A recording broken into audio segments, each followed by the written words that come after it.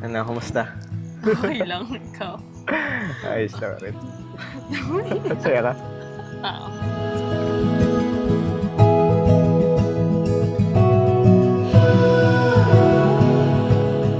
Grabe no? Grade school pa lang, nagkakilala na tayo.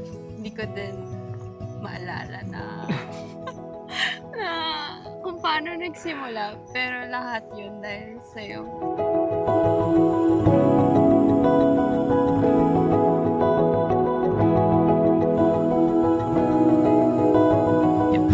Through hard times, through good times, kahit yung times na wala, alam natin na nandyan ka.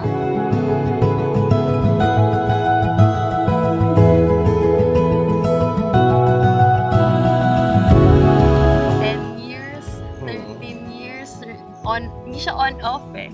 Talagang hindi siya tuloy. Hindi nawawala. Oo, hindi siya nawawala. Nandun lang siya.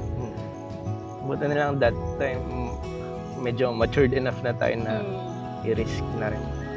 Oo, kaya talagang right time pa rin. Right time, right place. Kahit na nasa Manila ka, nasa Rizal ako, yun yung right time, tsaka place. Ano ba yung destiny ba yun?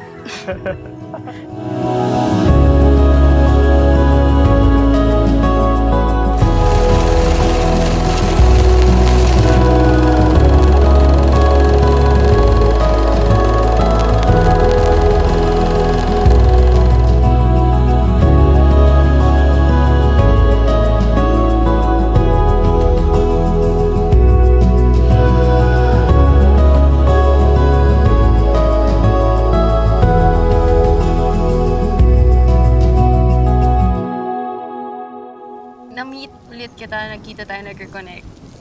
Para sa akin, walang nag-change. Talagang... Kung ano yung band dati, yun pa rin talaga.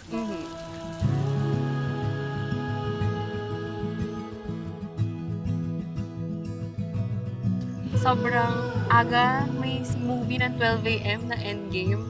Tapos inaya mo ako, pero buong movie tulog lang ako. Kaya pala siya Endgame. Tapos nung pagdating natin sa sakyan, tinanong mo muna ako kung sasagutin kita maging boyfriend. Kung wala kang Para dalang sure. Ecuadorian rose. So sabi ko naman, oo. Tapos tsaka mo ako tinanong, will you be my girlfriend?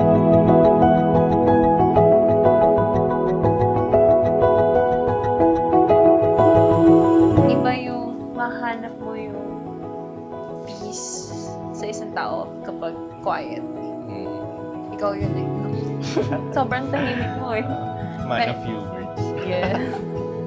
pero ano talaga, ikaw yung bibigay ng peace talaga dun. Ang hirap nun eh. Alam ko na ikaw kasi 100% tayo. Aquarius ka, Gemini.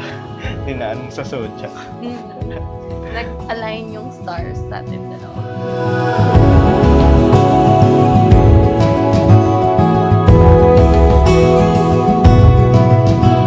Actually, nung nirisk ko yung friendship natin talaga, gusto ko ikaw na talaga. Nakita ko na magkasama na tayo na-realize ko na, kaya pala yun na walang may iwan na isa sa may game of Thrones. Yun yung time na nalaman ko na, ikaw na. Kasi hindi ko nalulose yung personality ko din pag kasama. Happy you.